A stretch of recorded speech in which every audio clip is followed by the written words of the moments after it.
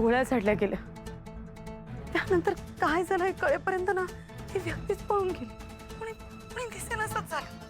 कोणी केलं, का केलं, काय सांगता येत नाही. वसू का त्यात सांगण्यासारखं काय? हे 100% शार्दूलचंच काम आहे.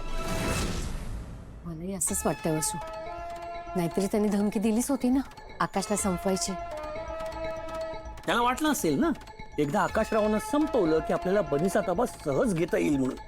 माझी तर आता खात्रीच पटत चालली. ठाकूरांच्या घरात पुन्हा शिरण्यासाठी शार्दूल कुठल्याही थराला जाऊ शकतो. होय, बरोबर बोलते तू. पण आई, काय माहिती, मला अजूनही असं वाटतं की काहीतरी गडबड. म्हणजे म्हणजे तुला आठवतंय का जेव्हा बनी किडनॅप झाला होता हे कळलं तर त्यालाही धक्काच बसला होता. काही नाही ग वसू, ही सगळी त्याची नाटकं होती, बाकी काही नाही. हं? वाईट फक्त एकाच गोष्टीचं वाटतंय वसू, की आपल्या समोर एवढा मोठा गुन्हा घडल्यावर सुद्धा आपण पोलिसांसमोर काही सिद्ध करू शकणार नाही आहोत. तुम्हाला पोलिसांकडून फोन आलेला का? नाही, पण शहर सोडून जायचं नाही अशी ताकीद दिली आहे मला. राहून राहून भीती वाटते का? पोलीस कधी येतील आणि आम्हाला अटक करतील? नाही नाही, असं काही नाही होणार. आता आता आकाशराव लवकरच शुद्धीवर येते. ते शुद्धीवर आले ना की तेच पोलिसांना सांगतील की या हल्ल्यात तुमचा काही हातच नाहीये. आणि समजा त्यांनी आमच्यावरच संशय घेतला तर? मला नाही वाटत बाबा असं काही होत. बाबा ते खूप चांगले आहेत. आणि तुम्हाला माहिती आहे ते तुमचा खूप आदर करतात. हो असू, पण हे सगळं खोटं उघड होण्याआधीची गोष्ट आहे. आणि बाबा ते जाऊ दे ग. अशी ना आशा हळूहळू संपत चालली. आता समजा अटक झाली ना तर ते आपली कर्माची फळ आहेत असं समजायचं, बाकी काही नाही. अजिबात नाही. मला असं वाटतं का की मी तुम्हाला अटक होऊ दे? कधीच नाही.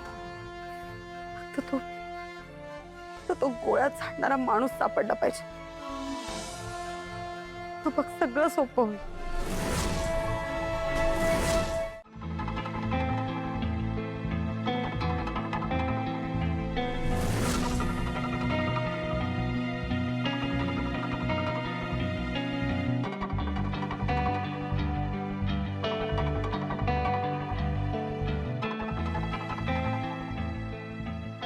बाबा, पाणी.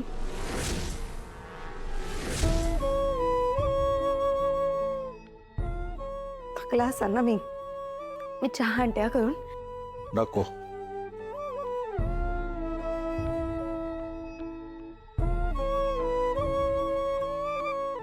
बाबा ते अखिल भाऊजी आणि अस्कर भाऊजी नाही का जाऊ शकत तुमच्याऐवजी हॉस्पिटलला? आधीच तुमची तब्येत बरी नाही आणि त्यात एवढी धावपळ. तू नको चिंता करूस त्याची. तुझं तू बघ.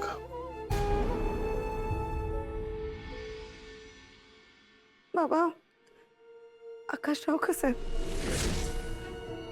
मला मला सांगा ना. पहिली गोष्ट म्हणजे मला बाबा म्हणू नकोस.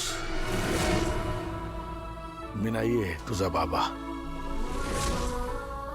दुसरी गोष्ट म्हणजे माझा मुलगा अजूनही श्वास घेतोय. बरा पण होणार आहे तो. वाईट वाटलं असेल ना ऐकून? असं नका बोलू बाबा. मग कसं बोलू? कसं बोलू? माझ्या सख्ख्या मुलीप्रमाणे माया लावली होती. मुलीसारखं प्रेम केलं होतं. खूप विश्वास होता तुझ्यावर आणि तू काय केलंस?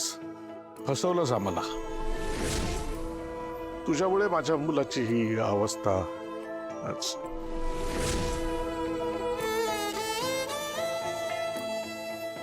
मी चुकले बाबा.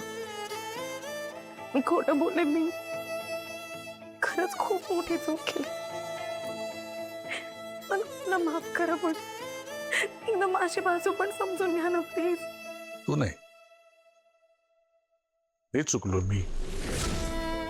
एरवी नाही माझ्याकडून चूक होत तशी कुणाला ओळखण्यात. तुझ्या बाबतीत चूक झाली माझी.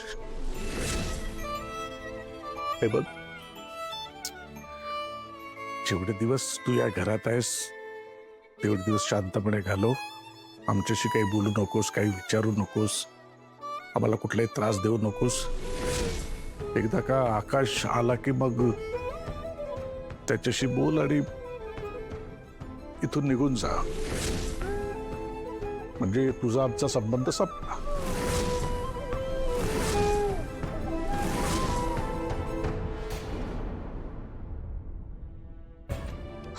बाबा दिसतोय ना.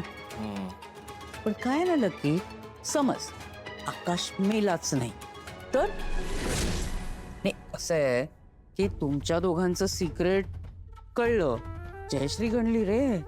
पण आकाश तो तुझ्यावर पुन्हा विश्वास ठेवेल की नाही हे नाही बाबा सांगताय. नाही नाही नाही, असं असं होऊन चालणार नाही. असं होऊन चालणार नाही. आकाश ठाकूर मेलाच पाहिजे. करेक्ट. नाही नाही, पण त्यासाठी ना त्याला मारायला एक चांगला शूटर बघायला पाहिजे. दुसरा कशाला. तू आहेस की. ऐकून घे. दुसरा कोणीही शोधलास आणि त्याच्यावरती ही जबाबदारी दिलीस आणि त्यांनी माती खाल्ली तर काय होईल.